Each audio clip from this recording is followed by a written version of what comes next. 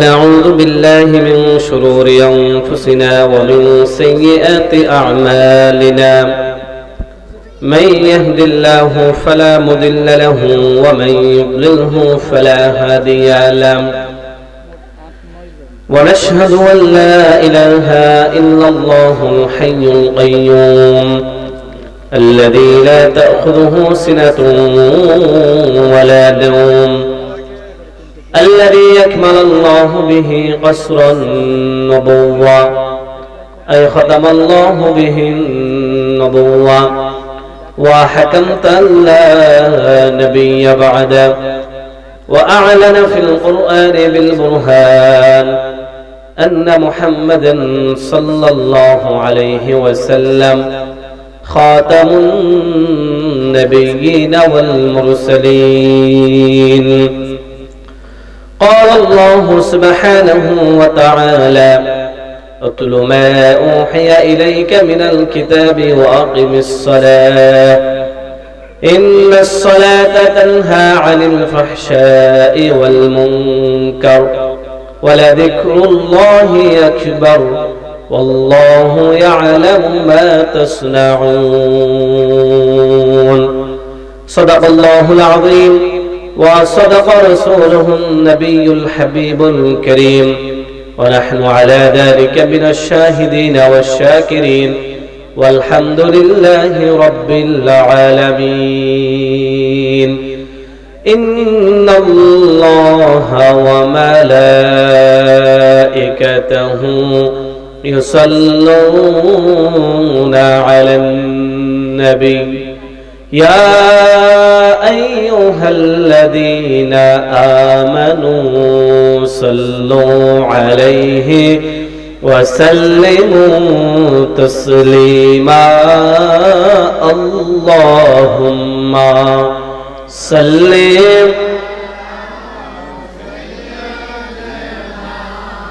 مولانا محمد وعلى آل سيدنا محمد مصطفى نبیوں کی سردار دونوں جہاں کی سرکار آب خادم الانبیاء سيد الأبرار اللهم صل على مولانا محمد وعلى آل سيدنا.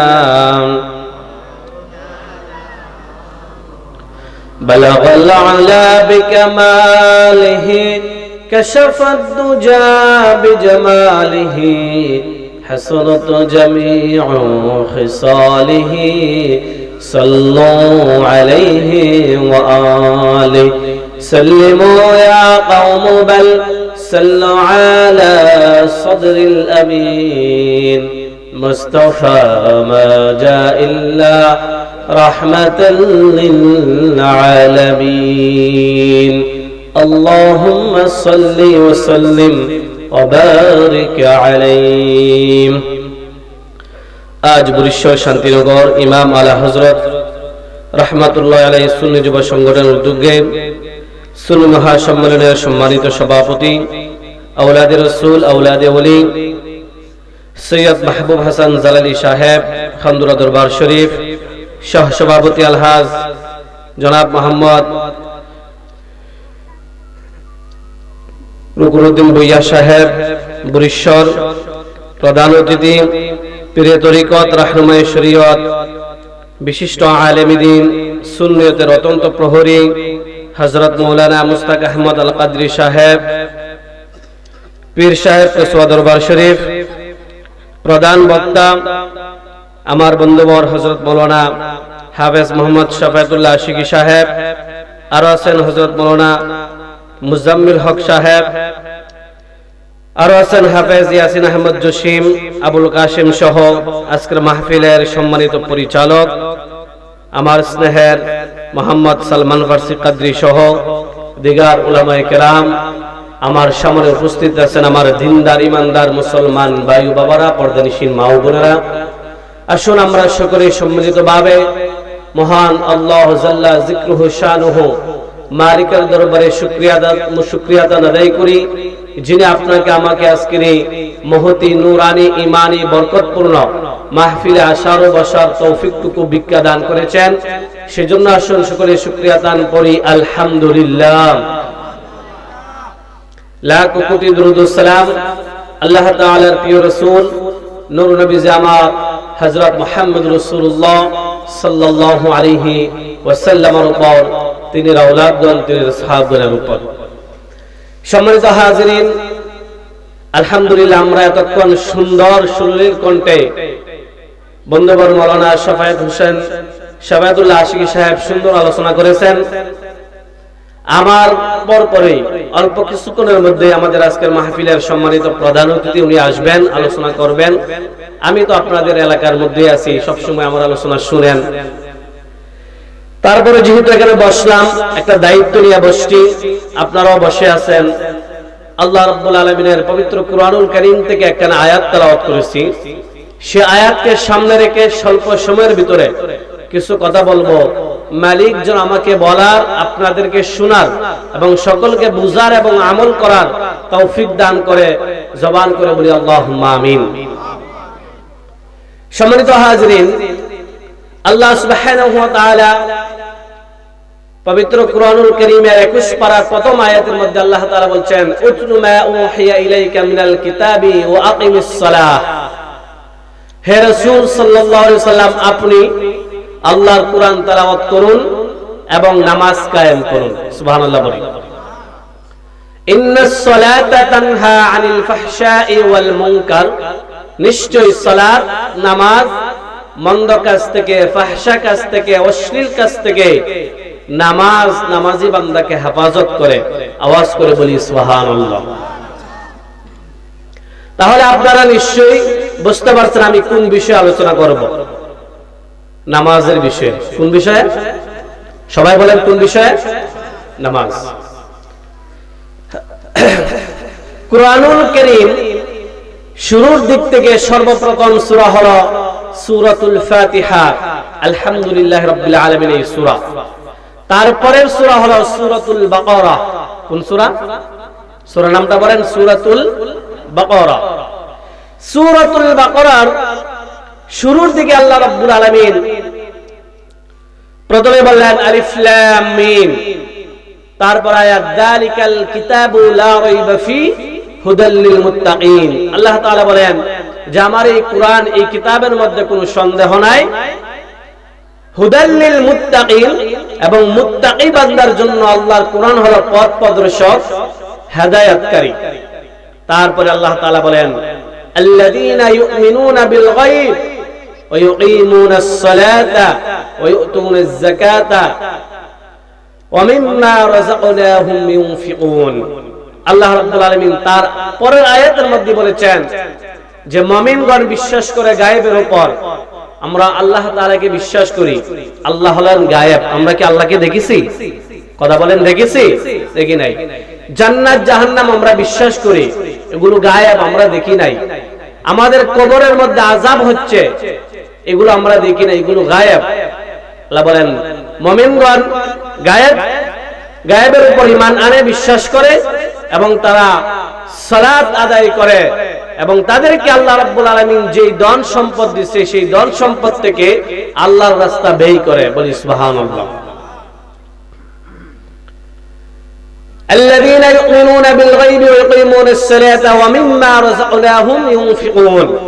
তাহলে কুরআনুল কারীমের দ্বিতীয় সূরার 3 নম্বর আয়াতে আল্লাহ রাব্বুল আলামিন প্রথম মুমিন বান্দাকে বললেন ঈমানের, পরে বললেন নামাজের কথা। কিসের কথা? সবাই বলেন কিসের কথা? নামাজের কথা। আপনারা যে আওয়াজ করেন না, কথা বলেন না, কেন বলেন না? আপনারা অনেকেই আছেন এখানে নামাজ পড়েন না, এজন্য বই পড়তেছেন না। যারা নামাজ পড়েন আর যারা নামাজ পড়েন না সবাই কথা বলবেন। আল্লাহ তাআলা পবিত্র কুরআনুল কারীমের মধ্যে ঈমানের পরে যে কথা বলেছেন সেই কথা হলো নামাজ। কি? সবাই বলেন কি? নামাজ। আল্লাহ রাব্বুল আলামিন সূরাতুল বাকারার অন্যত্র বলেছেন ওয়াকিমুস সালাতা ওয়া আতুজ যাকাতা ওয়ারকাউ মা'আর রাকিঈন, তোমরা সালাত কায়েম করো, নামাজ পড়ো আর যাকাত প্রদান করো, আর রুকুকারী বান্দাদের সাথে রুকু দাও। জোরে বলি সুবহানাল্লাহ। সূরাতুল বাকারার অন্যত্র আল্লাহ তাআলা বলেছেন ওয়াকিমুস সালাতা ওয়া আতুজ যাকাতা وما تقدموا لأنفسكم من خير تجدوه عند الله। আল্লাহ তাআলা বলেন বান্দা তুমি নামাজ পড়ো এবং নামাজের সাথে যাকাত প্রদান করো, আর এই দুনিয়াতে থাকা অবস্থায় যেই সমস্ত ভালো কাজগুলো তোমরা করো এগুলো আল্লাহ তাআলার কাছে পৌঁছে যায় আমলগুলো, মরণের পরে সেই আমলের ফল আল্লাহ তাআলা তোমাদেরকে দিবেন। জোরে বলি সুবহানাল্লাহ। আল্লাহ রাব্বুল আলামিন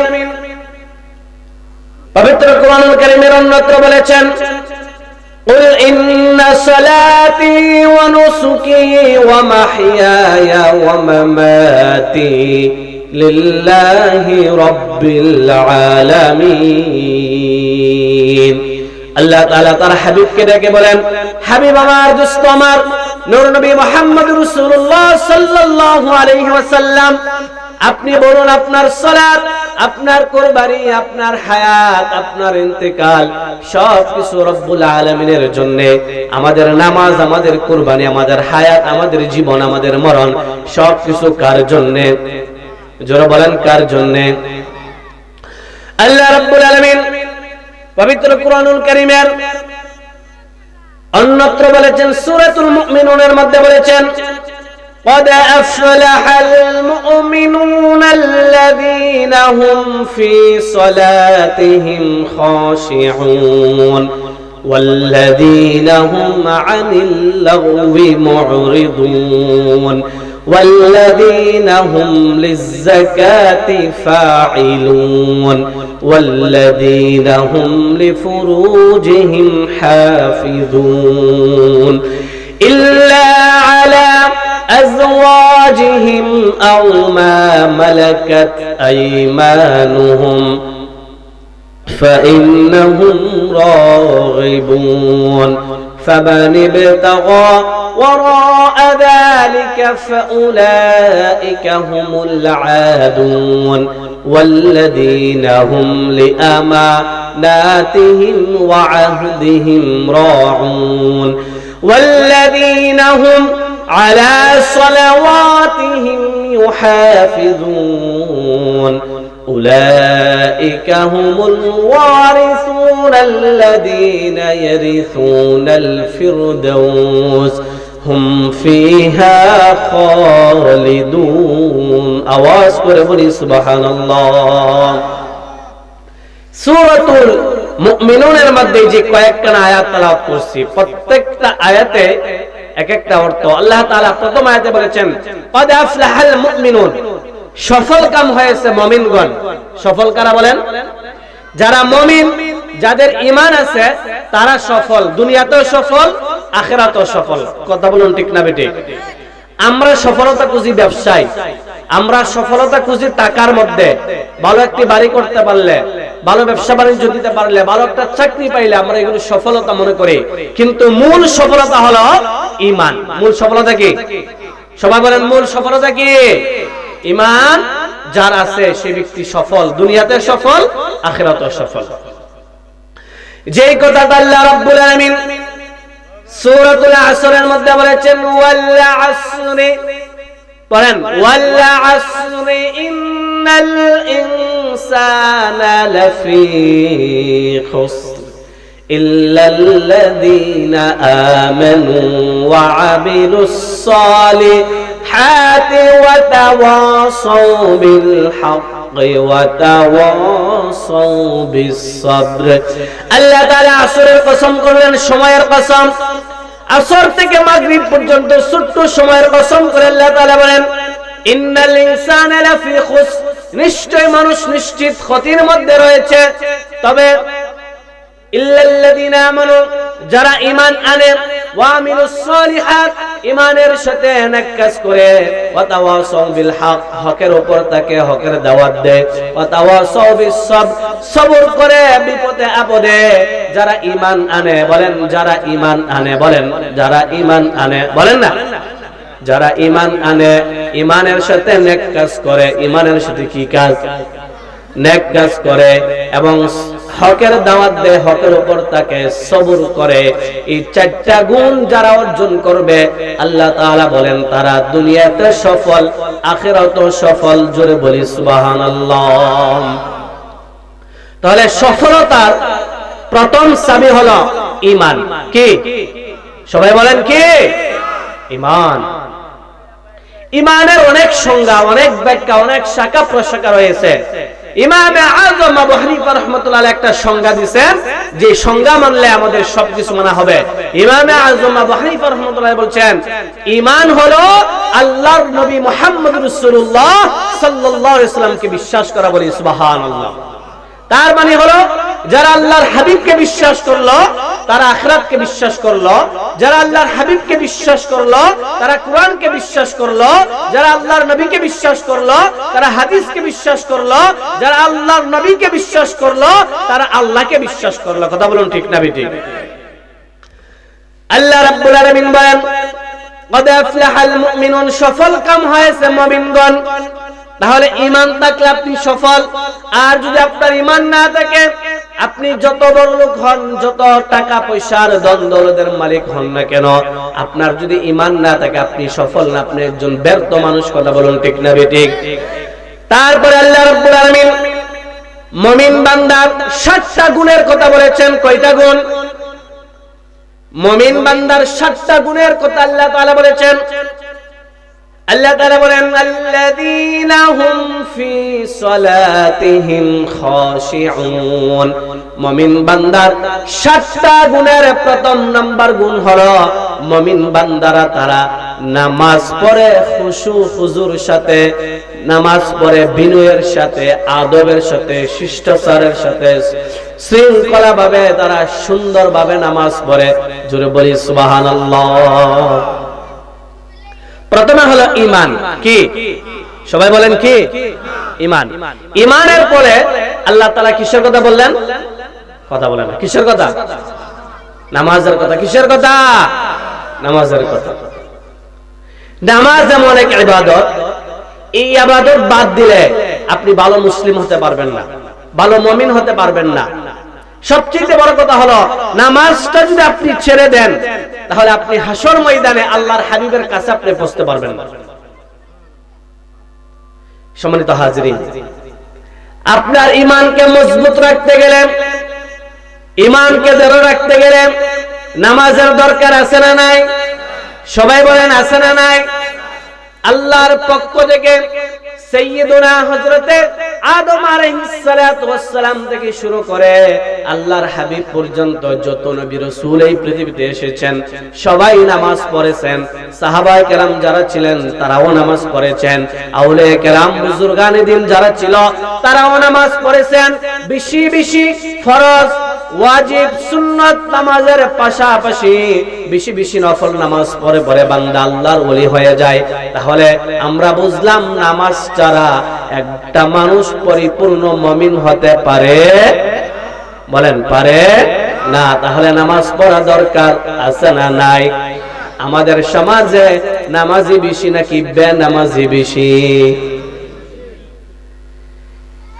একটা গানের আয়োজন হলে শত শত মানুষ হয়, মাহফিলের মধ্যে শত শত মানুষ হয়, অথচ মসজিদে নামাজে 4 জন 5 জন 10 জন মুসল্লি আর বেশি হয় না।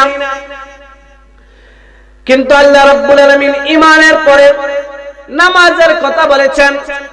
নামাজ না পড়ার কারণে অধিকাংশ মানুষ জাহান্নামে যাবে। কোথায় যাবে? জাহান্নামে যাবে।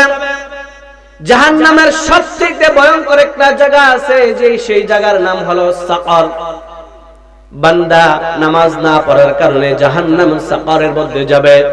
বান্দা যখন জাহান্নামে যাবে তখন ফেরেশতারা তাকে প্রশ্ন করবে, মা সালাকাকুম ফি সাকর, হে আল্লাহর বান্দা তোমাকে কোন আমলে কোন কারণে তুমি জাহান্নামের এই ভয়ঙ্কর জায়গার মধ্যে তুমি এসেছো? বান্দা মানুষ তখন জবাব দেবে, ক্বালু লাম নাকু মিনাল মুসাল্লিনা ওয়া লাম নাকু নুতঈমুল মিসকিন। মানুষরা তখন বলবে, ক্বালু লাম নাকু মিনাল মুসাল্লিন, আমরা দুনিয়াতে নামাজ পড়ি নাই, নামাজ না পড়ার কারণে আমরা এই জাহান্নামে এসেছি। ওয়ালাম নাকু নুতঈমুল মিসকিন, আর মিসকিন এতিম অসহায় মানুষদেরকে খাবার দেই নাই নামাজ না পড়ার কারণে। আর এতিমদেরকে খাবার না দেওয়ার কারণে মানুষ যাবে কোথায়? জাহান্নামে। কোথায় যাবে? জাহান্নামে। তাহলে নামাজ পড়া দরকার আছে না নাই? এই আওয়াজে বুঝি না, জোরে বলেন, নামাজ পড়া দরকার আছে না নাই? নামাজ না পড়লে আপনি জাহান্নামে যাবেন।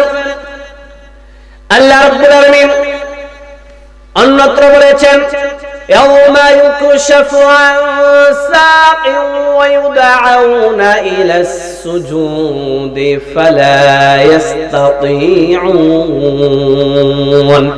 আল্লাহ রাব্বুল আলামিন হাশর ময়দানে সকল মানুষদেরকে উদ্দেশ্য করে বলবে, তোমরা আমাকে সিজদা করো, আজকে তোমরা নামাজ পড়ো। কোথায়? হাশর ময়দানে। কোথায়? হাশর ময়দানে আল্লাহ রাব্বুল আলামিন বলবেন, তোমরা আমাকে সিজদা করো, আজকে তোমরা নামাজ পড়ো। সেই দিন হাশর ময়দানে নামাজি, বেনামাজি, সুদখোর, ঘুষখোর, জানাখোর, কাফের, মুশরিক, বেঈমান, মুসলিম, অমুসলিম সব মানুষ আল্লাহ তাআলার হুকুম পেয়ে নামাজ পড়ার জন্য দাঁড়িয়ে যাবে। কিন্তু সবাই কি নামাজ পড়তে পারবে নাকি? বলেন, পারবে? পারবে না। সেই দিন আল্লাহর হুকুম পেয়ে সব মানুষ নামাজে দাঁড়িয়ে যাবে, কিন্তু সেই দিন হাশর ময়দানে সবাই নামাজ পড়তে পারবে না। যারা দুনিয়াতে নামাজ পড়েছিল তারা সেই দিন মালিক আল্লাহ তাআলাকে দেখে দেখে মনের আনন্দের তৃপ্তি সহকারে নামাজ পড়বে। কিন্তু যারা বেনামাজি, যারা দুনিয়াতে নামাজ পড়ে নাই, হাশর ময়দানে তারা নামাজ পড়তে পারবে না, রুকু করতে পারবে না, সিজদা করতে পারবে না। তাদের শরীরটা একদম আপনার রডের মতন সোজা হয়ে যাবে, তারা নড়তে পারবে না। নাউজুবিল্লাহ বলেন। লজ্জা তাদের মস্তক অবনত হয়ে যাবে, তাদের চেহারাগুলো মলিন হয়ে যাবে।